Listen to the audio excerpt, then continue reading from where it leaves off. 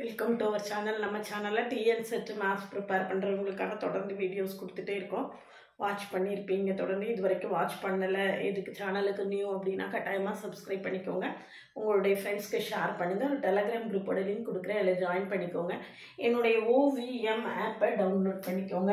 அதில் நிறையா previous year questions, prescribed books எல்லாமே கொடுத்துருக்கேன். அது உங்களுக்கு நல்லாவே ஹெல்ப்ஃபுல்லாக இருக்கும். அதை கட்டாயமாக டவுன்லோட் பண்ணிக்கோங்க. டிஎன் செட் அப்ளை பண்ணுறதுக்கு ஆனால் போர்ட்டல் வந்து ஏப்ரல் 1 ஓப்பனாக இருக்குது. ஏப்ரல் 30 வரைக்கும் நீங்கள் அப்ளை பண்ணலாம்.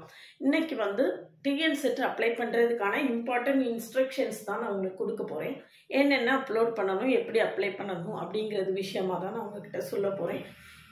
அப்ளை பண்ணுறதுல ஏதாவது டவுட் இருந்ததுன்னா கேட்டுக்கோங்க. கால் பண்ணாதீங்க தயவுசெய்து. மெசேஜ் பண்ணுங்கள், நான் கட்டாயமாக ரிப்ளை பண்ணுவேன். கால் பண்ணாதீங்க, மெசேஜ் பண்ணுங்கள், நான் ரிப்ளை பண்ணுறேன். அப்ளை பண்ணுறதுல என்ன டவுட் இருந்தாலும் கேட்டுக்கோங்க. அப்ளை பண்ணுறது பார்த்தீங்கன்னா கொஞ்சம் ஃபீஸ் நல்லா ஹெவியாகவே தான் கொடுத்துருக்காங்க. முதல்லவே சொல்லிட்டாங்க ஃபீஸ் என்னன்னு. இதில் முதல்ல என்ன விஷயம் அப்படின்னு கேட்டிங்கன்னா, 10th 12th சர்டிஃபிகேட்டை வந்து கரெக்டாக எடுத்து வச்சுக்கோங்க. 10th 12th சர்டிஃபிகேட்டில் நீங்கள் எப்படி உங்களுடைய பேர் இருக்கோ அப்படித்தான் அப்ளை பண்ணணும். உங்களுடைய பேர் வந்து 10th 12th சர்டிஃபிகேட்டில் எப்படி இருக்கோ அப்படி தான் உங்களுடைய பேர் இருக்கணும். அதே சமயம் அம்மா பேர் அப்பா பேர் எல்லாமே கேட்டிருக்காங்க. அம்மா பேர் அப்பா பேரும் அவங்களுடைய சர்டிஃபிகேட்டில் எப்படி இருக்கோ அந்த மாதிரி கொடுங்க. ஒருவேளை அம்மா அப்பா அன்எஜுகேட்டடாக இருந்தாங்க, சர்டிஃபிகேட் இல்லை அப்படின்னு சொல்லியாச்சுன்னா அவங்களுடைய ஆதார் கார்டில் அவங்களுடைய நேம் எப்படி இருக்கோ அப்படி கொடுங்க.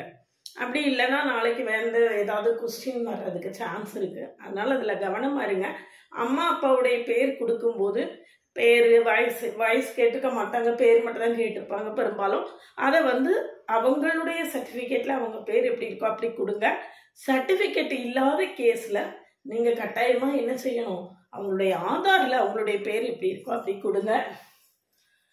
உங்களுடைய ஆதார் கார்டு ஆதார் கார்டை அப்ளை பண்ணும்போது ரெடியாக எடுத்து வச்சுக்கோங்க. பிஜி சர்டிஃபிகேட் எடுத்து வச்சுக்கோங்க. அல்லது நீங்கள் வந்து ஃபைனல் செமஸ்டரில் படிச்சுட்டு இருக்கீங்க அப்படின்னா 3rd செமஸ்டர் மார்க் ஷீட்டை எடுத்து வச்சுக்கோங்க. 3rd செமஸ்டர் மார்க் ஷீட் எடுக்கும்போது அது இன்னும் மார்க் ஷீட் வரல யூனிவர்சிட்டிலேருந்து அப்படின்னு ப்ராப்ளம் ஏதாவது இருந்ததுன்னா நீங்கள் உங்கள் பிரின்சிபல்கிட்ட மார்க் ஷீட்டு டைப் பண்ணி வாங்கி வச்சுக்கோங்க. அடுத்தது மெயில் ஐடி, பர்மனன்ட் அட்ரஸ், அதிலலாம் கேர்ஃபுல்லாக இருங்க. மெயில் ஐடி, ஃபோன் நம்பரில் தப்பு பண்ணாதீங்க. உங்கள் கையில் எந்த ஃபோன் நம்பர் இருக்கோ அதை நீங்கள் எக்காரணத்தை கொண்டு மாற்ற மாட்டீங்களோ அந்த ஃபோன் நம்பரை கொடுங்க. ஏன்னா ஒவ்வொரு தடவை லாகின் பண்ணும்போது ஓடிபி வரும். ஒவ்வொரு தடவையும் உங்களுக்கு கட்டாயமாக ஓடிபி இருக்கும். அதனால நான் ஹஸ்பண்ட் நம்பர் கொடுத்தேன், அப்பா நம்பர் கொடுத்தேன், அம்மா நம்பர் கொடுத்தேன் அப்படின்னா சட்டுன்னு ஓடிபி கேட்டு எழுதி ஃபில் பண்ண முடியுமா அப்படின்னு பார்த்துக்கோங்க. ஆனால் phone number must be permanent. இதில் நிறைய இன்னொன்று மெயில் ஐடியும் அதே மாதிரி ஓன் மெயில் ஐடியை கொடுங்க. உங்களுடைய மெயில் ஐடியை கொடுங்க. ரொம்ப வேதனையான விஷயம் என்னன்னா, நிறைய பேர் அப்படி ஹவுஸ் ஒய்ஃப் ஆகி ஒரு ஐடென்டிட்டியுமே இல்லாமல் மெயில் ஐடி கூட இல்லாமல் இருக்காங்க. எனக்கு தெரியும் நிறைய பேர் இருக்காங்க. அப்படி தயவுசெய்து இருக்காதீங்க. அப்படி இருந்தீங்கன்னா இப்போவாவது உங்களுக்கு ஒரு மெயில் ஐடி கிரியேட் பண்ணிக்கோங்க. அந்த மெயில் ஐடியை கரெக்டாக ப்ராம்ப்டாக மெயின்டைன் பண்ணுங்க. அதாவது ஹோம் மேக்கராக மட்டும் இருக்கிறது தப்பு கிடையாது. ஹோம் மேக்கராக மட்டும் இருந்து சுயத்தை இழக்கக்கூடாது, அதுதான் தப்பு. ஹோம் மேக்கராக மட்டுமே இருக்கும்போது ஒரு ஃபோன் நம்பர் ப்ராப்பராக கிடையாது, ஒரு மெயில் ஐடி கூட கிடையாது. மெயில் ஐடி கூட இல்லாமல் பிஜி முடிச்சுட்டுலாம் இருக்கிறது வந்து ரொம்ப தப்பு. கட்டாயமாக mail ID, husband mail ID, அப்பா மெயில் ஐடி, தாத்தா மெயில் ஐடி அப்படியெல்லாம் கொடுக்காதீங்க. உங்களுடைய ஓன் மெயில் ஐடியை கொடுங்க. அதுக்கும் ஓடிபி வரும். அது வெரிஃபிகேஷன், மெயில் ஐடி வெரிஃபிகேஷன் இருக்கும். அதனால கேர்ஃபுல்லாக இருங்க. அடுத்து கோட் ஆஃப் த சப்ஜெக்ட் கேட்டிருப்பாங்க. மேத்ஸுக்கு கோடு வந்து 2426 அதில் கொடுத்துருக்கு. அதே மாதிரி சென்டர் கோடு நீங்கள் என்ன செலக்ட் பண்ண போறீங்க அப்படின்னு, இப்போ எந்த சென்டர் செலக்ட் பண்ண போறீங்களோ அந்த சென்டர் கோடை முதல்ல எழுதி எடுத்து வச்சுக்கோங்க. அதே மாதிரி பிஜி கோடு என்னன்னு கேட்டிருக்கு. மோஸ்ட்லி நம்ம எல்லாருமே எம்எஸ்சி மேத்ஸ் தான் படிச்சிருப்போம். எம்எஸ்சிக்கான பிஜி கோடு வந்து 19 அதெல்லாம் குறிச்சு வச்சுக்கோங்க. கேட்டகரி சர்டிஃபிகேட் எடுத்து வச்சுக்கோங்க. நீங்கள் BC, MBC, SC, ST, PWD அந்த மாதிரி இருந்தீங்கன்னா அந்த சர்டிஃபிகேட்டை ரெடியாக எடுத்து வச்சுக்கோங்க. அது கட்டாயமாக தேவைப்படும். ஃபோன் நம்பர் நான் ஏற்கனவே சொல்லிட்டேன். கரெக்டான ஃபோன் நம்பர், கையில் இருக்கக்கூடிய ஃபோன் நம்பரை கொடுங்க. மாற்றாமல் இருக்கிற மாதிரி வச்சுக்கோங்க. ஓடிபி வந்துட்டே இருக்கும். ரிசல்ட் முடிஞ்சு கையில் சர்டிஃபிகேட் வர்றது வரைக்கும் அந்த ஃபோன் நம்பர் திரும்ப திரும்ப தேவைப்படும். அதுக்கப்புறம் ஸ்கேன்டு இமேஜஸை ஜேபேக் அல்லது ஜேபிஜி ஃபார்மேட்டில் மட்டும்தான் அப்லோடு பண்ணணும்.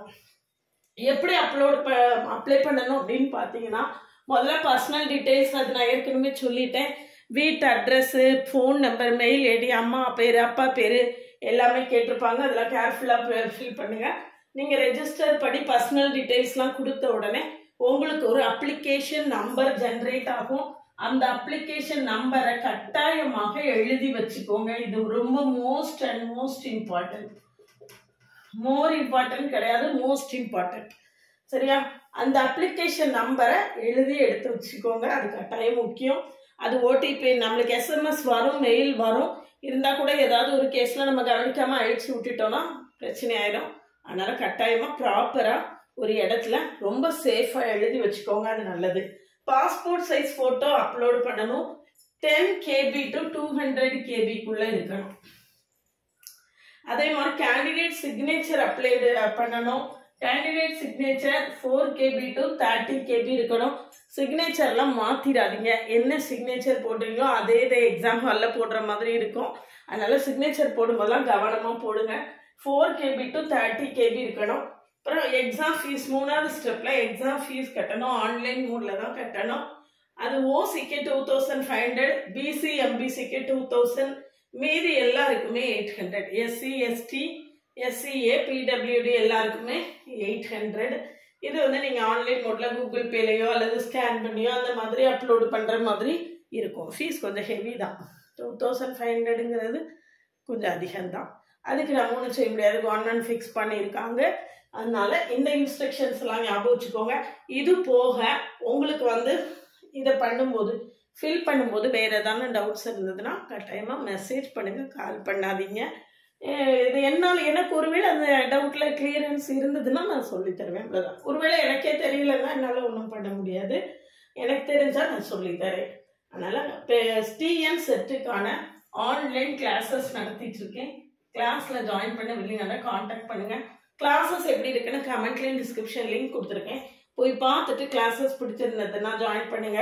ஷார்ட் பீரியடாக இருக்குது அப்படின்னு நினைக்காதீங்க. இதனுடைய கண்டினியூவேஷனாக அடுத்து பிஜி டிஆர்பி இது முடிஞ்ச உடனே, எலெக்ஷன் முடிஞ்ச உடனே பிஜி டிஆர்பிக்கான நோட்டிஃபிகேஷன் கட்டாயமாக வரும். பிஜி டிஆர்பி இதில் டிஎன் செட்டில் உள்ள பாதி சிலபஸ் அங்கே அப்படியே டிஎன் செட்டில் உள்ளது அப்படியே பிஜிடிஆர்பிக்கு இருக்கும். அதனால நீங்கள் பிஜிடிஆருக்கு ப்ரிப்பேர் பண்ண போறீங்க அப்படின்னா இதுதான் சரியான தருணம். இப்போவே இருந்து ப்ரிப்பேர் பண்ணுங்க. டிஎன் செட் ஒரு ப்ராக்டிஸாக இருக்கும். எழுதி பார்த்துக்கலாம். கிளியர் கிளியரானா லாபம், கிளியர் ஆகாட்டாலும் ஒரு அனுபவம் கிடைச்ச மாதிரி இருக்கும். அதனால டிஎன் செட் பிஜிடிஆர்பி ப்ரிப்பேர் பண்ணுறவங்க எல்லாருமே டிஎன் செட்டை எழுதி பாருங்க. ஒரு கம்ப்ளீட் லெக்சர் கொடுத்து ஒவ்வொரு யூனிட்டுக்கும் ஒரு 5000 MCQஸை சால்வ் பண்ணி காட்ட போகிறேன். 40 டெஸ்ட் வைப்பேன். டெஸ்ட் எல்லாத்துக்குமே டீடைல்டு ஆன்சர்ஸ் கொடுத்துருவேன். பிஜிடிஆர்பிக்கில் டிஎன் செட்டு பிஜிடிஆர்பி கம்பைன்டு கோர்ஸாக ஜாயின் பண்ணிக்கலாம். அப்படி ஜாயின் பண்ணிங்கன்னா இப்போ டிஎன் செட் எழுதிட்டு அதனுடைய தொடர்ச்சியாக பிஜிடிஆர்பி ப்ரிப்ரேஷனையும் நீங்கள் கண்டினியூ பண்ணிக்கலாம். கிளாஸில் ஜாயின் பண்ணவில்லைங்கன்னா கான்டாக்ட் பண்ணுங்கள். கமெண்ட்லேயும் டிஸ்கிரிப்ஷன் லிங்க் கொடுத்துருக்கேன். போய் பார்த்துட்டு கிளாஸஸ் பிடிச்சிருந்ததுன்னா ஜாயின் பண்ணுங்கள்.